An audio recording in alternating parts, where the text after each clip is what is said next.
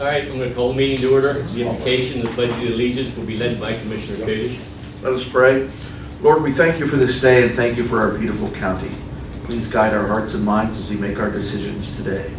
Help us to work together and encourage each other to excellence. We ask this in the name of the Lord. Amen. Amen.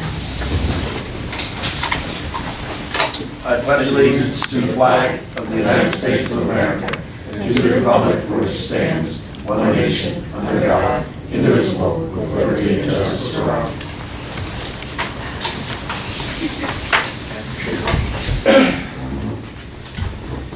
Okay, the first item is approval of the minutes from November 3rd, 2022 meeting. Is there a motion to approve? So moved. Second. All those in favor say aye. Aye. Motion carries. Approval of the bills, Commissioner Postal. Thank you, Mr. Chairman. We'll start with accounts payable, which total $548,063.49. Payroll this cycle is $344,115.46. Through the 911 account, payables are $12,297.08. And there are 3 checks through the liquid fuels account for $14,875.51. Move the motion to pay the bill. Second. All those in favor say aye. Aye. Motion carries. Treasury report. Treasurer Griffin. Good morning. Morning. This is the Treasurer's Report from 11/2 through 11/15/2022. We have a beginning balance in the general account of $5,643,513.09. Total debits of $472,402.14. We agree with the bills as read by Commissioner Postal. Ending balance in general is $5,223,736.28. Various other balances include liquid fuels with a balance of $267,216.89. Liquid Fuels Act 89 with a balance of $463,935.14. 911 balance of $1,086,385.87. LEPC is $25,242.09.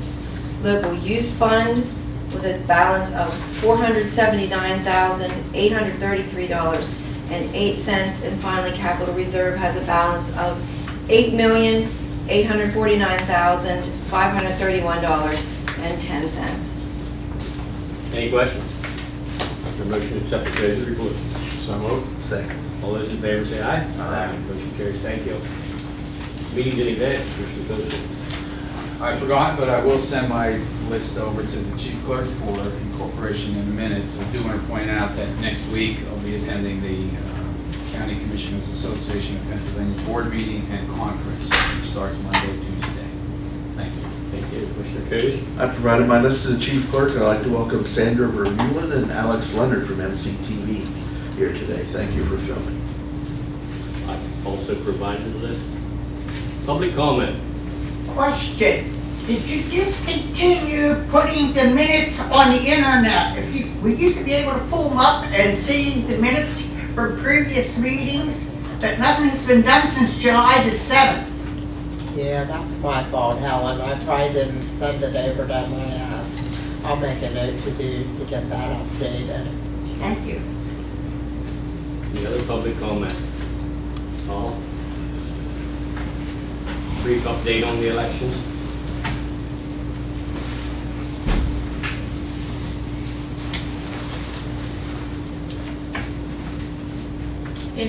Last week, we had a very good turnout for our elections. We had 64% of our registered voters voted.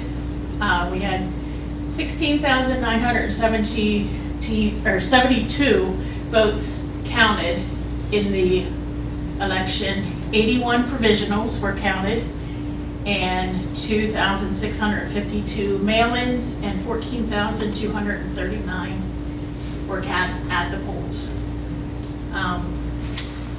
The mail-ins that we sent out 2,931. We had returned, of course, the 2652. 29 of the returned ballots were not counted. We had 7 that were received after the 8th. 5 had no secrecy envelopes. 4 no dates and no signatures. 1 no signature, and 12 with just no dates. So that's all I have. And then I'll point out that they might be counted yet. That issue's being litigated in federal court right now. So Paul and I, we've segregated. They are segregated. We've segregated them. We've saved them, so the people have not necessarily been disenfranchised yet. That matter is still in the system, and I'm representing us in the federal lawsuit over it. So our position is we'll do whatever the court tells us to do. For now, they do not count, and they are segregated. But that issue is by no means settled.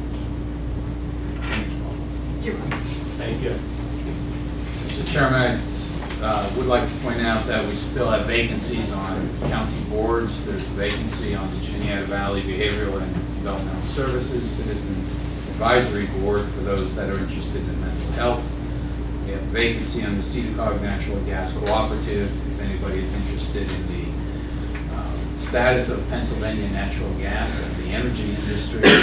We also have vacancies on the Children and Youth Advisory Committee for those interested in children and youth services. Thank you. Any other public comment?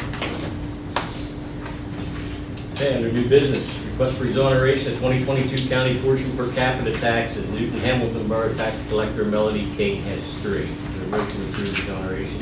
So moved. Second. All those in favor say aye. Aye. Motion carries. We have a purchase of service agreement with Michelle Baker to provide cleaning services at Mayor District Judge 58303 at a rate of $200 per month for the year 2023. Is there a motion to approve? So moved. Second. All those in favor say aye. Aye. Motion carries.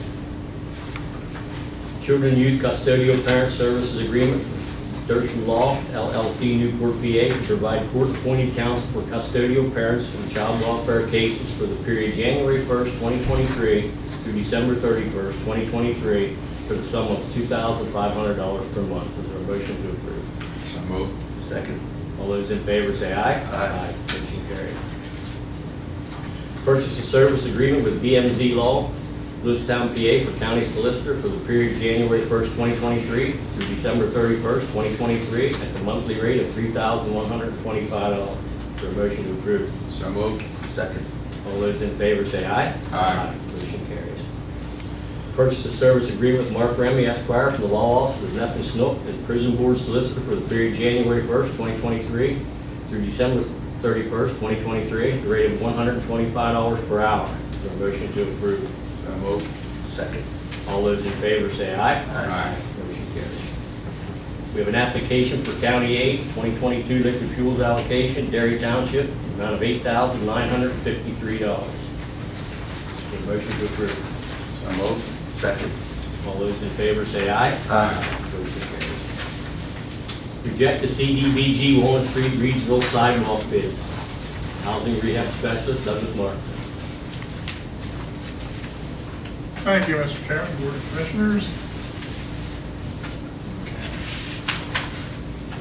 This is a project that has been ongoing for us and was recently bid. The bids come in a lot higher than anticipated and actually put in jeopardy another project on phase 2. So the bids that were received for the project,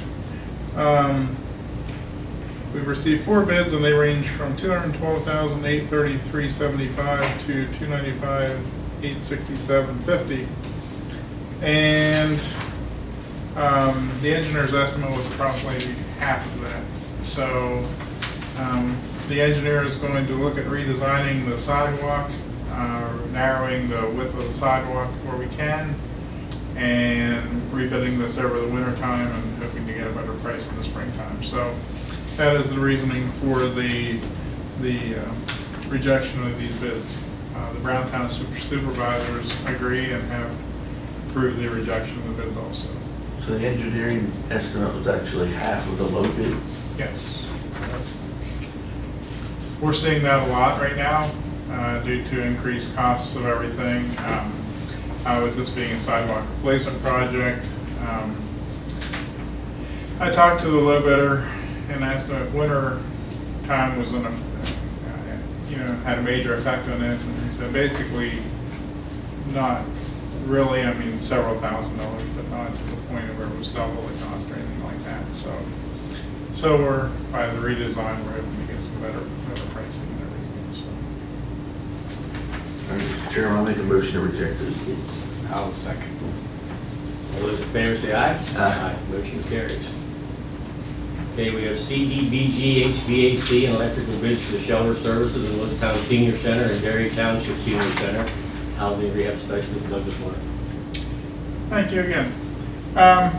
This is a project funded through the CDBG CV, which is the coronavirus funding. So all these projects had to have an effect for the coronavirus, which was prepare for, respond to, or prevent coronavirus. So what we looked at was providing HVAC upgrades which would bring in outside air to these particular buildings. One project we looked at did not qualify. So the projects were the shelter services, Lewistown Senior Center, and Dairy Senior Center. The shelter service project, basically what that's going to do is we are putting in individual units in 7 of the rooms, which will be like a hotel type of a unit where they'll have individual air control in there. And we're also looking at air purifiers per number of air purifiers put in the room to help purify the air for the coronavirus. As we were going through this process, the electrical needed to be upgraded to the building also because it was not heavy enough to handle the new loading. So we had to include an electrical bid. So the first thing was the electrical bid for the shelter services. We received 3 bids. The low bid was Tra Electric of Watsontown at $35,550. PBCI Allen Mechanical and Electrical of State College was a $36,890. Robert P. Lovely Electrical Contractor of Lewistown was $81,528. Then for the HVAC for the shelter services,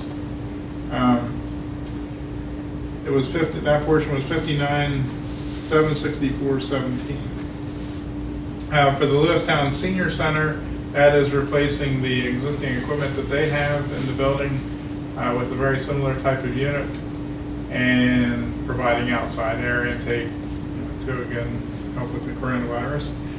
So that bid was $59,928.48. And the Dairy Township Senior Center, that's also replacing the existing unit there and providing outside air intake. So the HVAC bid is all together for 3, and that was a total bid of $252,613.71, and that was from PBCI Allen Mechanical and Electrical of State College.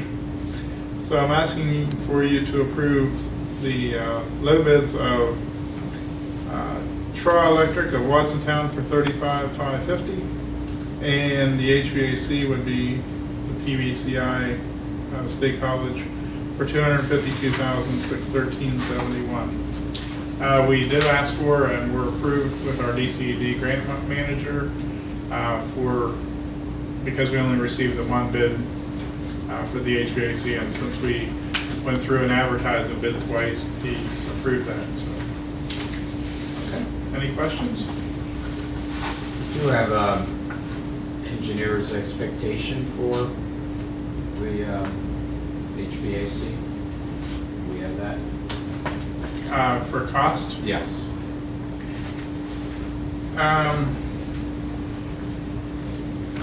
Yeah, I didn't bring that with me, but the shelter services come in right where we should be at. The Lewistown Senior Center is basically right where we should be at. The Dairy Senior Center came in over the estimate, but the original estimate was based on after design. We had to do a lot of upgrades to the structural steel system and add some structural steel to the building that wasn't included in the original estimate. So that added cost to that, so. Okay, so it's acceptable. Yes. Do you have any idea why we only got one bid for it? It's kind of strange. It's a lot of money, leave on the table. Actually, the first time that this estimate was sent out, or the bids were sent out, we received no bids for the HVAC, so we got one the second time.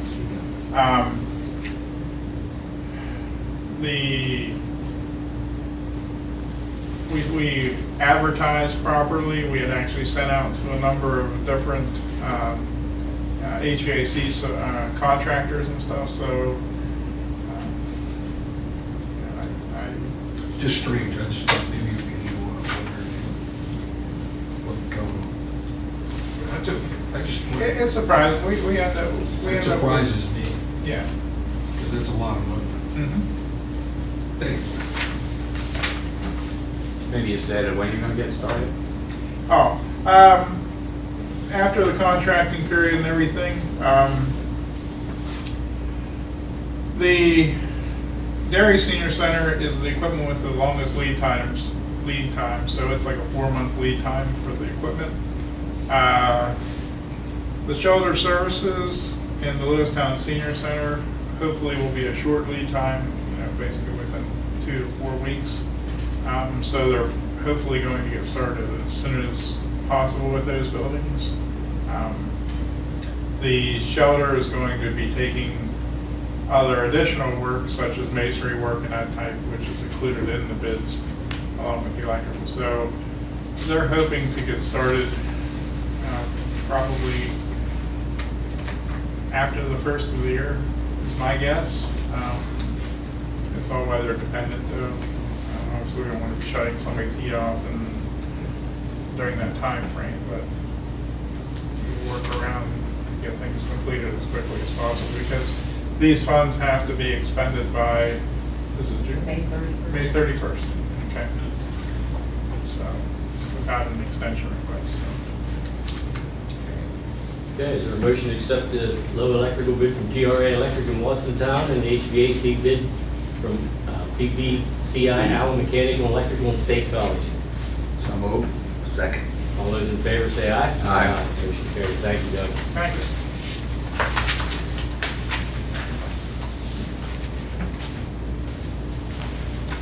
Okay, CDBG solicitor agreements with Marston Law Office, Thompsontown, PA, CDBG Administrator Chastity Clark.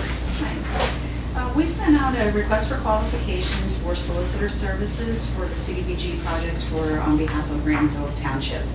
I sent out requests to approximately 36 law firms in the surrounding counties and only received one back from Marston Law Offices. We would have a general agreement with Marston Law Offices for the next 3 years that any solicitor services required for any CDBG projects could be paid for with CDBG funds. To go along with after the 3-year agreement, we already know that we do have the grant that we're extending public sewer down a portion of Hostone Road, and we do have right-of-way easements to acquire, and so the second agreement is particularly for that project. Seth will build, Mr. Mosby, sorry. He will actually bill us hourly. He's estimating it could be $20,000 to $25,000.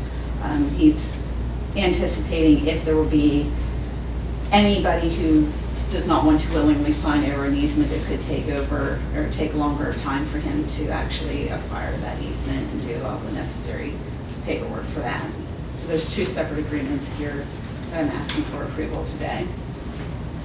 Granville Township.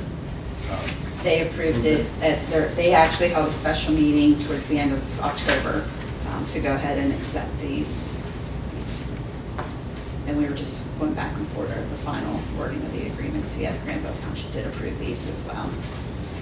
Marks and Law Offices is also their regular township solicitor. Okay. For a motion to approve. So moved. Second. All those in favor say aye. Aye. Motion carries. Thank you. Thank you. Resolution number 33 of 2022 appointing Mark Lucy as a voting member of the Cedar Falls Metropolitan Planning Organization. Is there a motion to approve? So moved. Second. All those in favor say aye. Aye. Motion carries. 5-year contract with Rapid SOS for enhancement to the current 911 system. The annual fee is $8,964. Emergency Management Director, Phil Lucas. Good morning, thank you. The Rapid SOS contract is a technology upgrade, basically allowing us to receive data from cellular phone companies and other internet providers that would be relevant to 911 dispatching and information for emergencies. Any questions? So on my phone, there's an emergency contact or button or icon. There are several methods of accessing the system. Rapid SOS is actually a native program to iPhones and Android telephones. So if you dial 911, it actually sends your data to Temecula, California. And before the phone even rings in the 911 center, we're getting a ping where the caller is. Because it's using native GPS on the telephone and any connectivity your phone may have, if you happen to use Wi-Fi access points in the courthouse or at your home, anything like that, it's obtaining the address from those devices or any other smart device that happens to call 911. And as I said, we're getting that information before the phone even rings. This is an enhancement that will get additional information if people happen to have State Farm or Provident Insurance and they have an app on their phone. You can dial 911 through the app, which we do not recommend.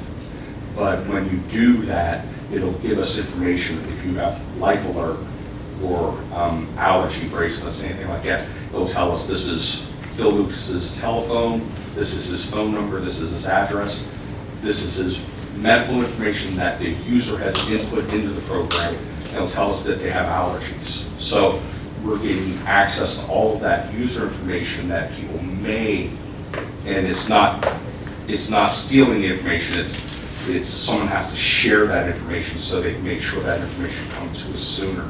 But also vehicle information, OnStar, that kind of stuff. It tells us how many people are in the car, if they had seatbelts on, if airbags deployed, information from Apple Watches. If you have fall detection on your watch, it'll call 911 and tell us who you are, where you are, but it gives us much more accurate information where the caller is calling from. And then the first responder gets that information. That's part of a second project we're working on that will be passing that information through to any of the first responders who log in and respond to an incident. That way, all of that information from the user is flowing all the way to the first responder, and they'll have it on their smart devices if they have that when they go respond. This is the first part of the two-part project. Good, thanks. The motion to approve. So moved. Second. All those in favor say aye. Aye. Motion carries. Fiscal year 2022 State Land Homeland Security Grant Program grant agreement amount of $454,426. Mr. Lucas. This is a joint project between 8 counties participating from Bedford all the way to Mifflin and Snyder counties. The funding is passed through from the federal government and the state that we can provide training, equipment, and planning to the first responders, which also includes a multitude of healthcare institutions, anybody who would be involved in emergency response, equipment, planning, and training. So this is shared amongst the.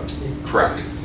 Yeah, we're part of, lack of a better term, a joiner between the 8 counties, and then we administer it for all the first responders within the 8 counties.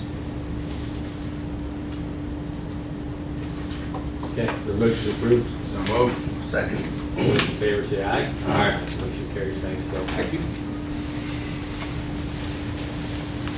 Resolution number 34 of 2022, implementing Act 57 of the 2022 property tax penalty waiver provisions.